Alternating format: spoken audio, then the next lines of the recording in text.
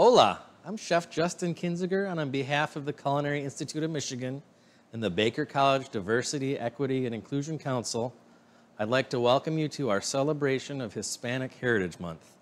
Today, we will be making empanadas de carne, beef empanadas. Bienvenidos.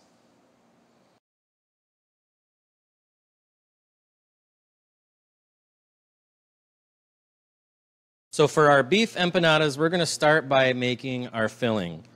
So I'll lead you through the ingredients you need for this. We have olive oil. We have some minced or ground beef.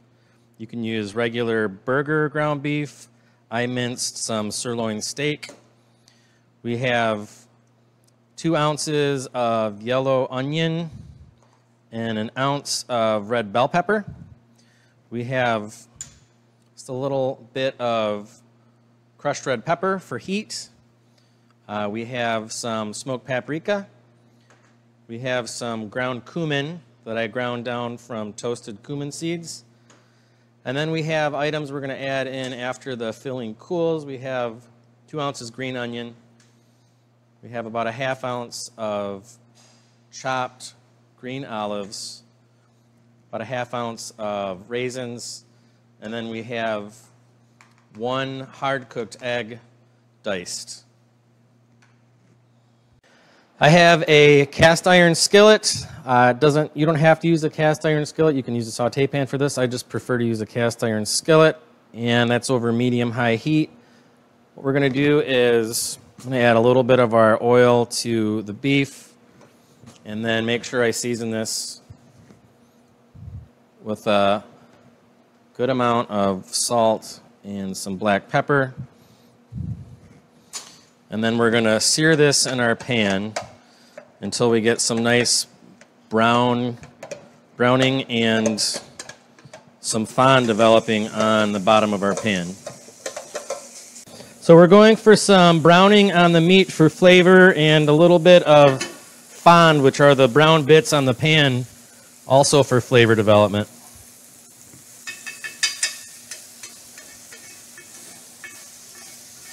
This whole process will take about 2 to 3 minutes.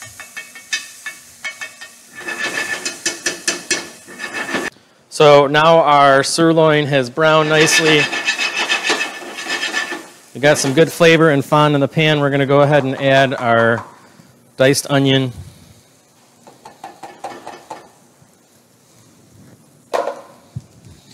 We're going to saute that for about 1 to 2 minutes until the onions are translucent.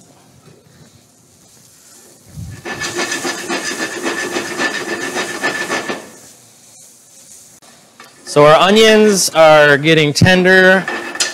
We're going to go ahead and add in our red bell pepper.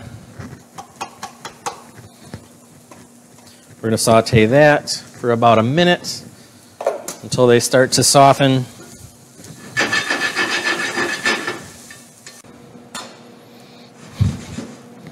So now we have our beef, our onions, and our bell pepper sauteed. We're going to pull our food off of the heat, and we're going to start to add in our seasonings. So I'm going to add a little bit more salt, pepper. I'm going to add our crushed red pepper. So if you have any kind of chilies or chili powder, that'll work well. Whatever you decide to use is really fine. Just probably want a little bit of heat. Some smoked paprika. Some cumin. We're going to stir that together.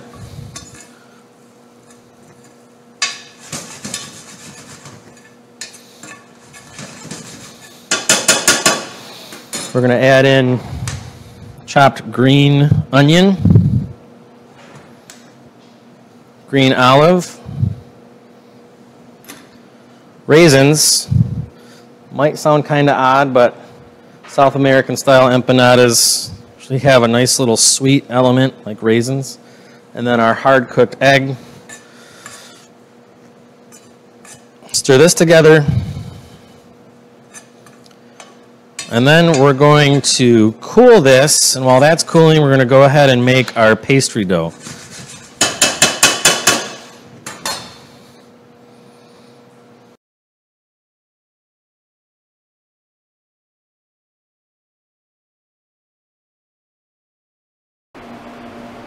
And now we are ready to make our empanada dough, our pastry dough essentially. So we have all-purpose flour, we have masa flour or fine corn flour. You can find this at most grocery stores nowadays. We have whole butter, cold. Now you can traditionally use lard. If you can't find it, butter works great and tastes great. Also we have some baking powder for leavening, some sugar, and some salt for seasoning. We have 1 whole egg scrambled, and then we have cold water. It's important that we keep the dough cold so our fat doesn't melt into the flour until it's ready to cook. Now we'll add our all-purpose flour to a mixing bowl, masa flour, baking powder, sugar, salt. We'll just very simply use a whisk to combine these ingredients together. So all of our dry ingredients. We're going to take our cold whole butter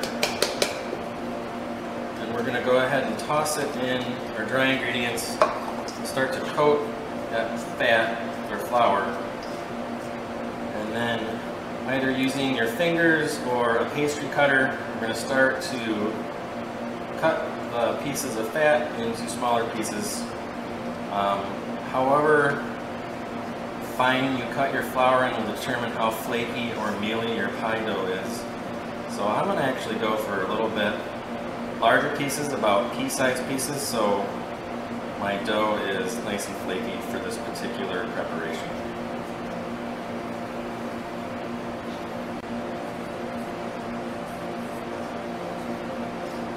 So once we get our fat cut into about pea-sized pieces, we're going to add in our wet ingredients. But we don't want to do that until our fat is cut to the determined size. So we have our fat cut into the flour, and we're going to go ahead and add in 1 whole egg, scrambled.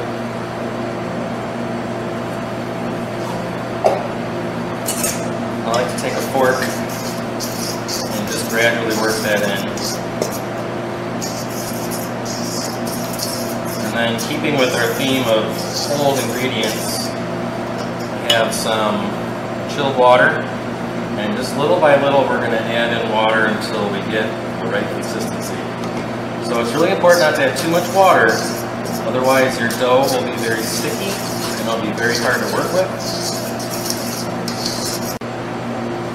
So a good way to determine if you have enough moisture is to take a little bit of your dough and just squeeze it together.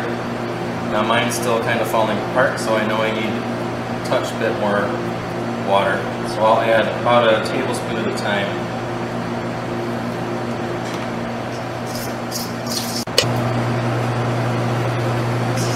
So our pastry dough is ready. I'm going to turn the dough out onto my work surface.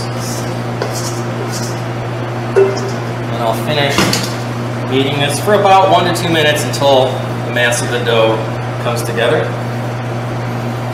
Now, unlike a bread dough, we don't want to work this excessively, just until we have a cohesive dough that's relatively smooth. So our dough has come together nicely, and I'm going to press it into slightly thinner height here, and then we're going to wrap that tightly, plastic wrap. We're going to let that rest for about 30 minutes. So any gluten formation, the dough can relax and it's easier to roll.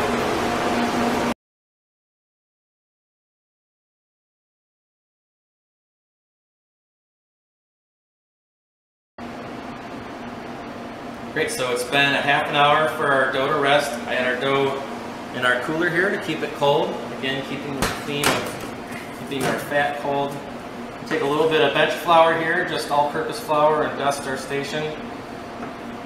We're going to roll out our dough to about 1/8 of an inch thickness.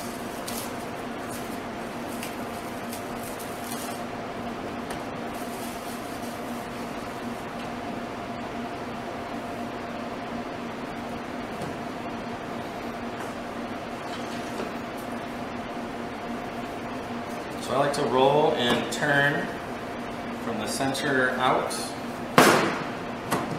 making sure I have enough bench flour, but not any more than I need to keep our dough from sticking. Okay, now that we have our dough rolled to 1/8 of an inch, we're going to go ahead and cut our smaller pieces of dough out to build our empanadas. I'm going to use a 5-inch circle cutter. If you don't have that, you can either do it by hand and eyeball it, or find something similar to about 5 inches in diameter. We're just going to go around using our circle cutter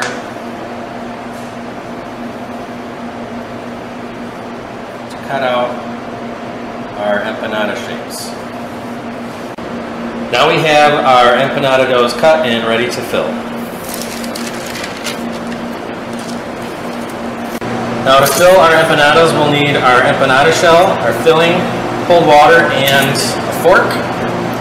What we're going to do is take about a tablespoon of our filling, and we're going to move it over to 1/2 of the dough. We're going to form a little dumpling shape, and then using our water, we're going to just slightly moisten the edge of our pastry dough. We're going to close that dough over our filling.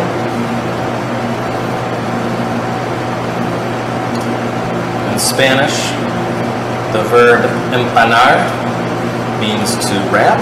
So empanada comes from that root word.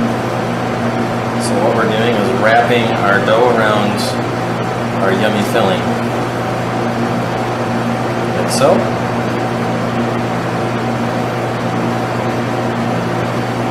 Making our dumpling shape. Once we have that closed, we want to take the tines of a fork and just crimp the edges to seal them.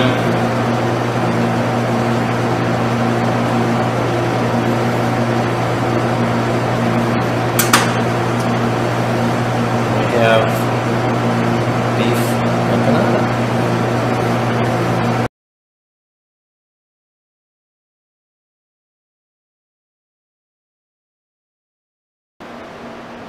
Okay, so I have some empanadas formed, shaped, and closed. Before I fire them off in a 400-degree oven, I'm going to take a paring knife and I'll make just a small slit on the top of each empanada. And that'll allow some of the steam to escape.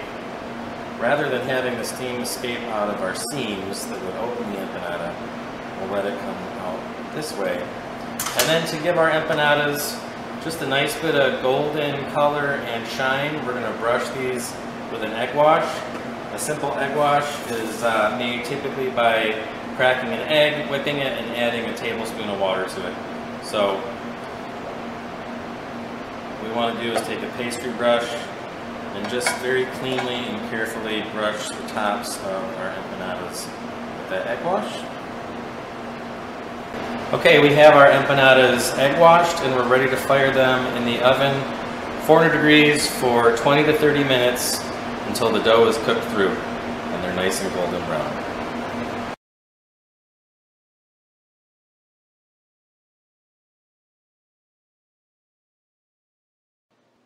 So our empanadas are nice and golden brown and cooked through.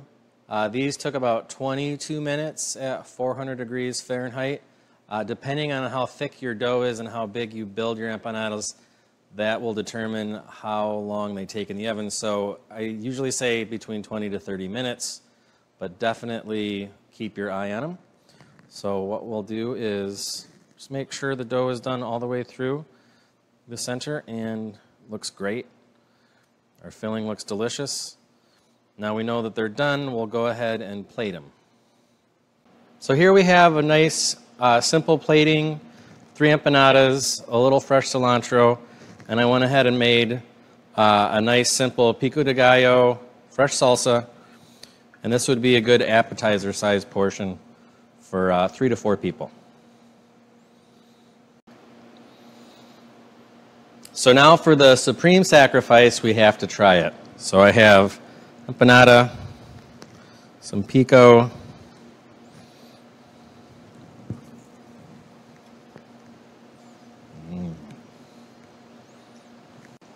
muy sabroso. Thank you so much for joining us today. Hopefully you make some excellent empanadas and enjoy Hispanic Heritage Month for yourselves and your family. Thank you. Gracias.